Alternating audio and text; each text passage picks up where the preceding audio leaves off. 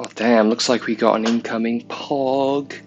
So this just was put out. I've just seen it about like what 10 minutes ago from the Wuthering Waves X account. Um, I've only, I'll be honest, guys. Like I've only just opened this, and the first thing I see has already got me excited. And once again, they listen, they care, they pay attention to what you guys are saying, what we're asking for. I haven't read this. I've only seen this part, so we're gonna have a read through this. It's probably gonna be some surprises for me. That's a big thing. A lot of us were asking for that, and you know, as a result, I had a feeling they would address it because it didn't really make sense to have so many low-tier tuna materials just piling up, especially when you get to higher databank levels. You just don't have a use for them. But anyway, let's have a read through together, see what's going on here. So, Wuthering Waves Developers Message Volume 3, version 1.1 preview. So, dear Over, to give you a sneak peek into what we have in store for you in future updates, we'll share the latest adjustments we're making to the game via developers' messages before each new version's launch. We'll use these messages to address common issues, etc., etc. I won't read this all verbatim, we'll be here forever, I imagine, but let's have a look down. So, ecosystem. One new tuna synthesis feature, again, we were asking for this. So let's see what they said specifically, actually. I will read some of the stuff, because I'm curious as to what their wording is on these kind of things. To address the issue of lower grade tunas piling up in your backpack during the late game, we'll be introducing the tuna synthesis feature in the version 1.1 update. This feature, you'll be able to synthesize a certain number of medium/advanced tunas into higher grade tunas using the synthesizer. So, picture there. Lovely. From what I'm gathering, there you need 5 for 1 premium or something like that. Which honestly, I've got like, you guys probably saw my stream, I've got like thousands of blues and purples. It gets honestly kind of crazy. So yeah, a system for that is only logical. So great to see.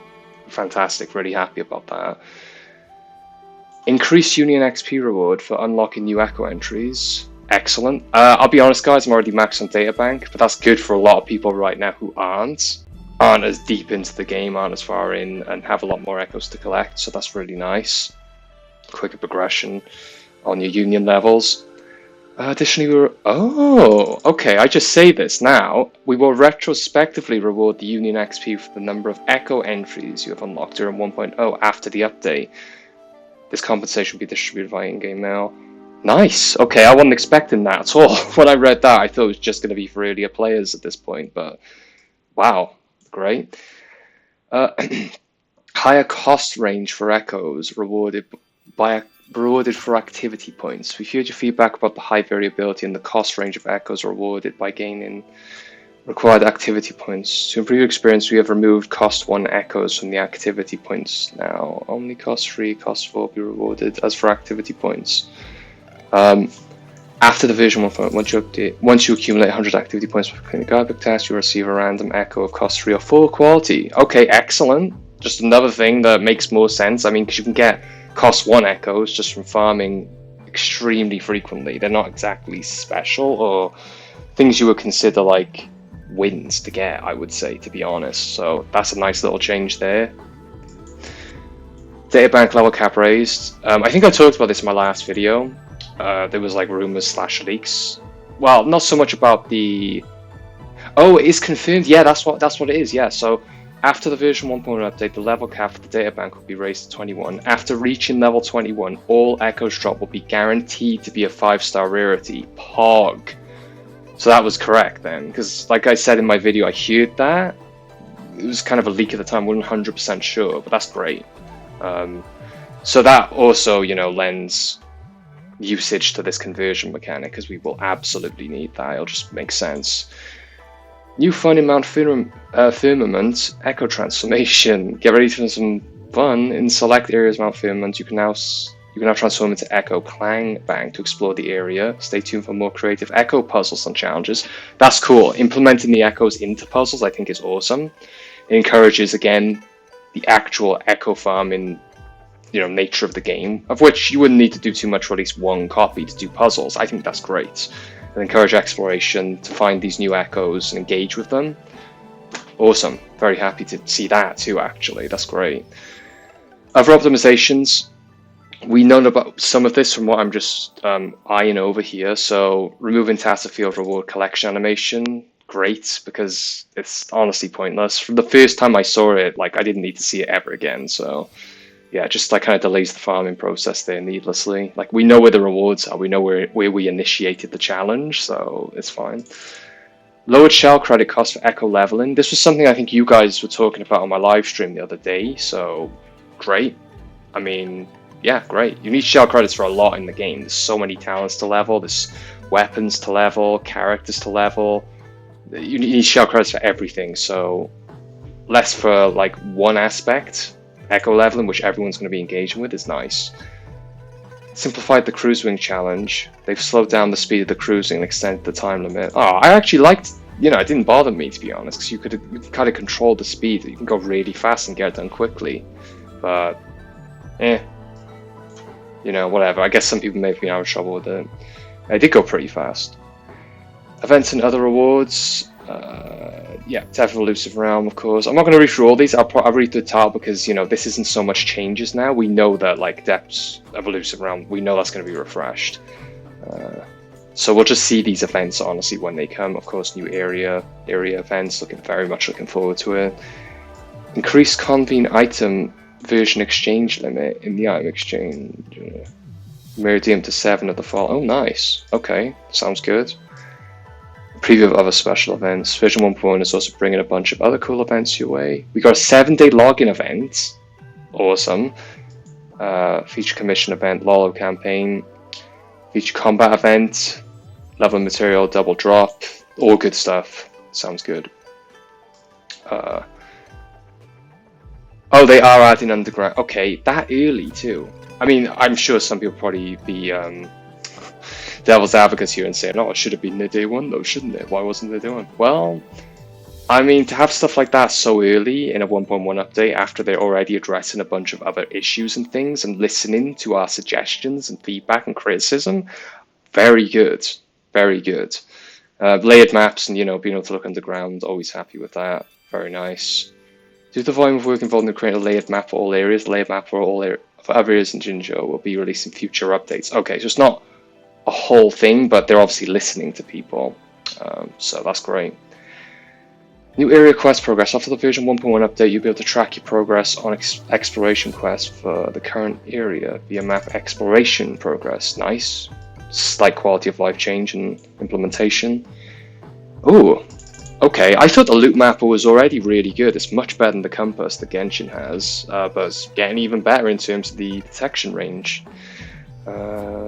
Not that I really need to read that. I mean, it's self-explanatory if you guys have used the loot mapper, so the circle's just going to be bigger. That's nice. Very good. Can't complain about that.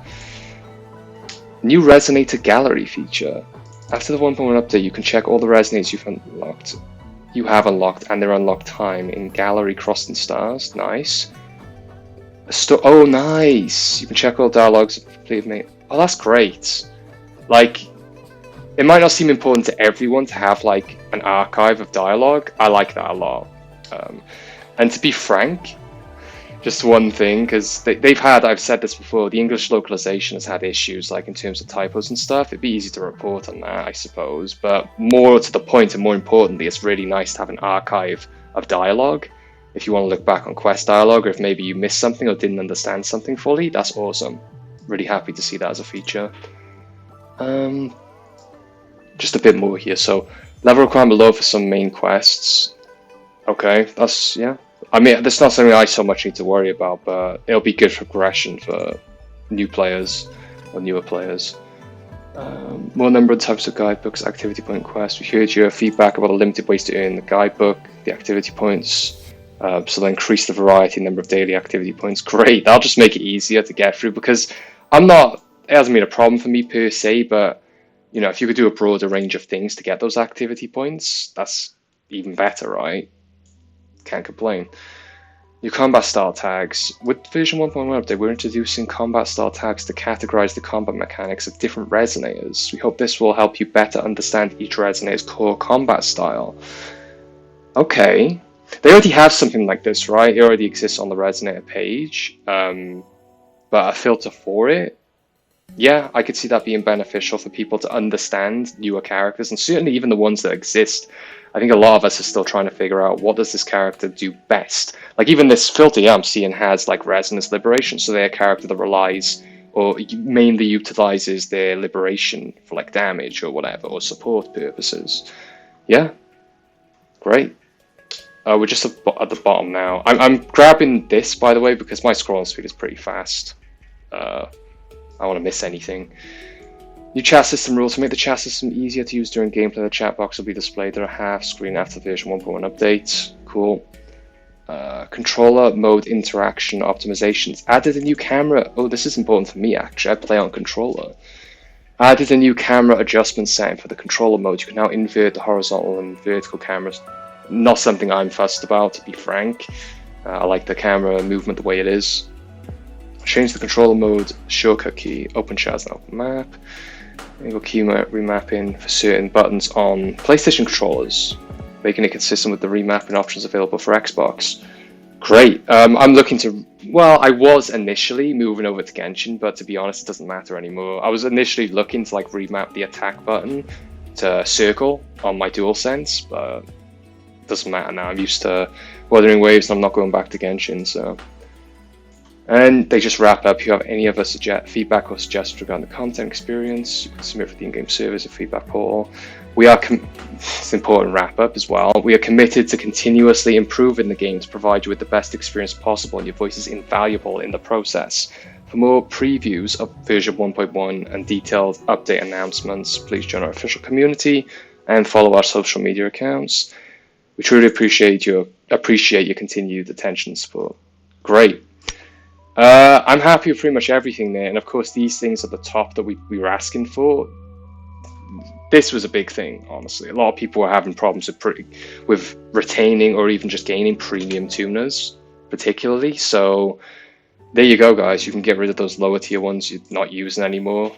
I imagine a lot of you have many of those stacked up, same as me.